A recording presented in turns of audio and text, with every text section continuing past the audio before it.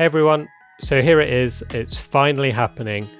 Every single time I do a stream I get asked for livery tips, and I've been saying that I'm going to make this video for a very long time, but here it is, it's finally here. So it's taken a while, but I wanted to make sure I did this properly, so what I'm going to do is essentially redesign a bad livery I've made and turn it into a great one. So if you've watched my streams before, you'll have seen this livery. It is the modern Ferrari LMP1 car that I did on the Toyota TS050 hybrid, and it's one of the liveries that I'm most proud of. It looks really cool, but all it is essentially a red car with an Italian flag on it and the number 5 and some sponsors. So with that in mind, here's the worst livery I've ever made to start this video, and while it looks really bad, it's a red car with an Italian flag on the side, a number 5 on it and some sponsors.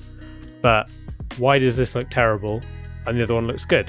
So I'm going to go through it and essentially fix up this car and do tips along the way so you can essentially make your liveries even better. So tip number 1 is picking the right colours. May seem obvious, but it's not just a case of picking the first colour you see that looks right. Think about what car you're doing, whether it needs a matte or gloss finish. There's also a load of special colours which you can download with your mileage points. So the more you play the game, you get bonuses, and you can get all sorts of special colours like matte black, chromes, and I find a lot of the time they are the best for it. So as we're doing a modern Ferrari, we want to get the correct red, which is quite a bright red, and it's also a matte finish as we're going for what the Formula 1 car is like at the moment. So now on to tip number 2. The livery doesn't have to be complicated. So if you actually look at a lot of famous liveries, there's not a lot to them. If you think of iconic liveries like the 7-Up Jordan or the McLaren Marlboro, they're just really simple. Just a couple of colours and a simple pattern. This is a perfect example of that. There's not much to it, just red with an Italian flag, but need to make the Italian flag a lot smaller so it's less busy and over the top, and just a lot simpler and subtler. So I'm going to also redo all the black around the wheel arch. This is one thing I like to put on a lot of my liveries, adding blacked out sections like you see on a lot of race cars now. And now moving on to tip number 3 is using the tools available. Sometimes when you're painting cars you can end up with little glitches or things that don't go where you want. What I do a lot of the time is use a line with camera for the part I need to paint, rather than try and drag it across, because sometimes it glitches and you can't get the bit you want. Also, make sure you change the depth and angle so you end up with the parts of the livery that you want in the right place, because some bits can disappear or even go through the car and start appearing in places that you don't want the actual logos to be. So as you can see now, I've tidied up the livery. It's looking pretty nice, but still looks a little bit naff, and that is because the most important thing is next, and that's tip number 4, which is use the correct sponsors and make sure they're the right size. So sponsors are the most important part for me of making a good looking livery. Doesn't matter how simple the livery is, if you get the sponsors right, it looks amazing.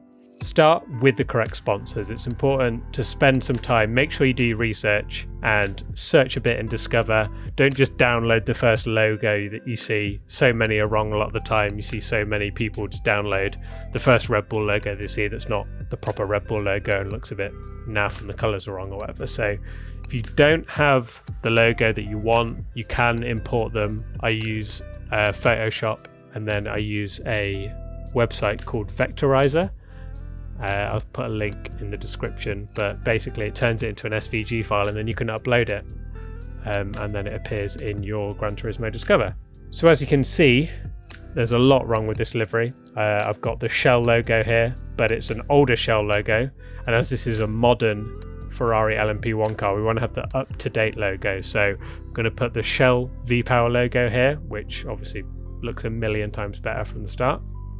Other things I've noticed as well, that a lot of people sometimes fall into the trap of, keep the sponsors realistic. So I've got Pirelli on here, which is wrong because the tyres are Michelin, so you only want one tyre sponsor, which may sound obvious, but I do see it a lot. So we're going to replace the Pirelli logos with Michelin logos. And then same with Ajip. I think that's how you say it. Obviously an oil sponsor the same as Shell, and Ferrari is sponsored by Shell, so we want to get rid of that and replace it with something different. So the other thing that's important is sponsor size. So it's normally you don't have particularly large logos. If you look at something like Red Bull, that makes sense that the logo is quite big, but normal sponsors like the tire manufacturer or the oil or whoever, they're not very large logos. They're quite a specific size.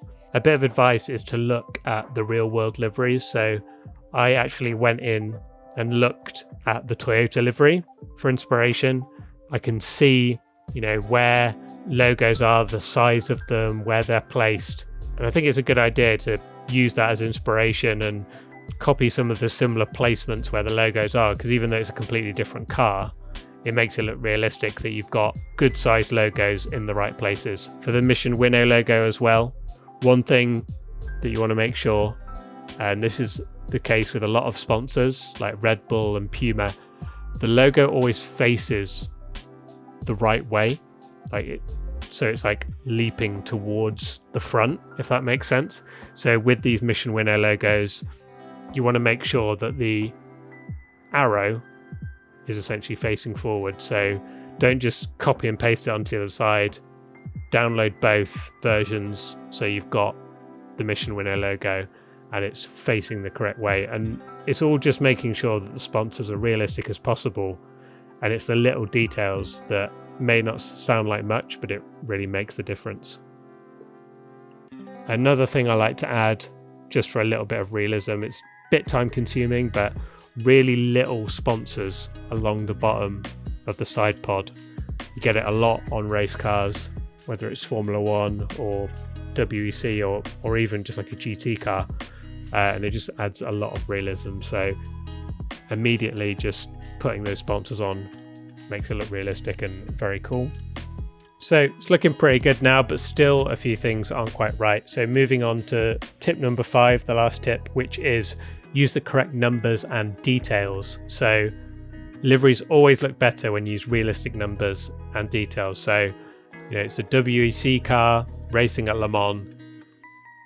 Look at a few things immediately you can see wrong with it. There's a Sebastian Vettel number on the side. They don't have race numbers like they do on Formula One cars.